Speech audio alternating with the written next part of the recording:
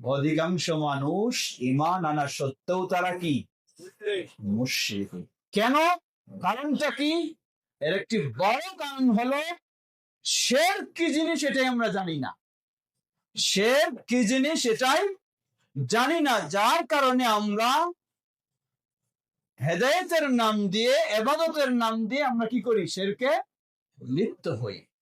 এজন্য সবচেয়ে বড় গুরুত্বপূর্ণ বিষয় আল্লাহ রাব্বুল আলামিন বলেন, ফা'লাম আন্নাহু লা ইলাহা ইল্লাল্লাহ ওয়াস্তাগফির লিযামবিকা ওয়া লিল মুমিনিনা ওয়াল মুমিনাত। তুমি জ্ঞান অর্জন করো কিসের? লা ইলাহা ইল্লাল্লাহ, এই তাওহীদের জ্ঞান অর্জন করো। ফিরে আসি, আমি যেটি বলতে চাচ্ছিলাম, আব্দুল্লাহ ইবনে আব্বাস রাদিয়াল্লাহু আনহু বলেন যে এই আয়াতটি নাজিল হয়েছে সেই মুশরিকদের তালবিয়া কেন্দ্র করে। তালবিয়া কি ছিল? সহিহ বুখারী ও মুসলিমের হাদিস। মুশরিকরা যখন বাইতুল্লাহ, তারাও হজ করতে যেত, হজ করতে গিয়ে তারা তালবিয়া পাঠ করতো। কি আমরা তালবিয়া পাঠ করি নবী সাল্লাল্লাহু আলাইহি ওয়াসাল্লামের শিখানো অনুযায়ী, লাব্বাইক আল্লাহুম্মা লাব্বাইক লাব্বাইকা লা শারীকা লাকা লাব্বাইক ইন্নাল হামদা ওয়ান নি'মাতা লাকা ওয়াল মুলক লা শারীকা লাক। এই তালবিয়াকে বলা হয় তাওহীদের তালবিয়া। এটি তাওহীদের শিক্ষা দেয়, সকল প্রকার শিরক থেকে মুক্ত করে। আর মুশরিকরা তালবিয়া পাঠ করলো কি? লাব্বাইক আল্লাহুম্মা লাব্বাইক লাব্বাইক লা শারীকা লাকা ইল্লা শারীকা হুয়া লাক ওয়া তামলিকু মা মালাক। মুশরিকরা তালবিয়া পাঠ করতো, হে আল্লাহ আপনার দরবারে হাজির, লা শারীকা লাক আপনার কোনো শরীক নাই, ইল্লা শারীকা তবে একটা শরীক আছে, হুয়া লাক এটা আবার আপনার অধীনে, ওয়া তামলিকু মা মালাক এই শরীকটা যা অধিকার রাখে, ক্ষমতা রাখে, সবটার উপরে আবার তার ক্ষমতা, আপনারই ক্ষমতা। এ ছিল মুশরিকদের। কেন? কারণটা কি? এর কারণটা হলো বৃষ্টির প্রয়োজন, বৃষ্টি দেবেন কে? আল্লাহ। এটা বিশ্বাস তাদের ছিল, কিন্তু আল্লাহ তো সরাসরি দেবেন না, ওই প্রতিমার কাছে গেলে বৃষ্টি পাওয়া যাবে, এই ছিল তাদের আশা। সন্তান দেবেন তো আল্লাহ, কিন্তু সরাসরি দিবেন না, ওই প্রতিমার কাছে গেলে সন্তান পাওয়া যাবে। ব্যবসায় উন্নতি তো দেবেন কে? আল্লাহ, কিন্তু সরাসরি তো না, এই জন্য মাধ্যম ধরতে হবে কি? এই মূর্তিকে, তার কাছে গেলে পাওয়া যাবে। ঠিক এই আকীদা বিশ্বাসেই আজকে পীর পূজারী, মাজার পূজারী যারা রয়েছে, হুবহু সেই আকীদায় আজকে তারা বিশ্বাস করে। বলে যে আল্লাহ তো সন্তান দিবেন ঠিকই, কিন্তু আমার বাবা হুজুরের কাছে না গেলে কি পেয়ে যাব নাকি? তাই তার কাছে যায়।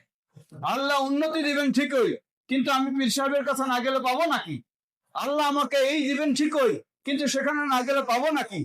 এই বিশ্বাসটাই হলো কি? শিরকি বিশ্বাস। শিরকি বিশ্বাসটা মানুষকে এমন ভাবে শিরকে জড়িয়ে রেখেছে, সে কখনোই মনে করে না যে আমি শিরকের মধ্যে আছি। এজন্যই রাসূলুল্লাহ সাল্লাল্লাহু আলাইহি ওয়াসাল্লাম মক্কার পরিবেশে প্রথম যখন দাওয়াত দিলেন, বললেন তোমরা আগে ইসলামী রাষ্ট্র রেডি করো, পরে কি হবে হবে দেখা যাবে, নাকি? হ্যাঁ, প্রথমেই বললেন কুলু লা ইলাহা ইল্লাল্লাহ তুফলিহু। ভিতরটা আগে পরিষ্কার করো, শিরকের ময়লাগুলি বের করে তাওহীদের আলো এখানে ঢোকাও। যখন তাওহীদের আলো এখানে ঢুকবে, তখনই যদি এই তাওহীদবাদীদের রাষ্ট্র হয়, সেটি হবে তাওহীদের রাষ্ট্র। না হলে এই ভিতরটা আগে পরিষ্কার না করে এই শিরকি চিন্তায় বিশ্বাসী মানুষদেরকে নিয়ে যদি আপনি ইসলামী রাষ্ট্র গড়তে চান, নাম হবে ইসলামী, আসলে এটি হবে কিসের রাষ্ট্র? এটি হবে শিরক প্রতিষ্ঠারই রাষ্ট্র। যেমন আজকে রয়েছে সেই ইরান, রয়েছে আরো তাদের কাছে। সুতরাং আমাদের সেই দাওয়াত হলো এটাই, আমাদের আহ্বান হলো এটাই, আমরা শুধু এমন বলবো যে আমরা আল্লাহর প্রতি ঈমান এনেছি, আবার শিরকে আমরা জড়িয়ে থাকবো। আকীদা এসে, কথা এসে, আমল এসে, কালচার এসে, বিশ্বাস এসে, সবগুলিতে এসে, তাহলে তো কোনোদিন কাজে আসবে না। অবশ্যই আমাদেরকে কি মুক্ত হতে হবে? শিরক মুক্ত হতে হবে, শিরক মুক্ত হওয়ার জন্য আমাদেরকে তাওহীদ জানতে হবে, তাওহীদ জানাতে হবে, তাওহীদের উপর প্রতিষ্ঠিত হতে হবে।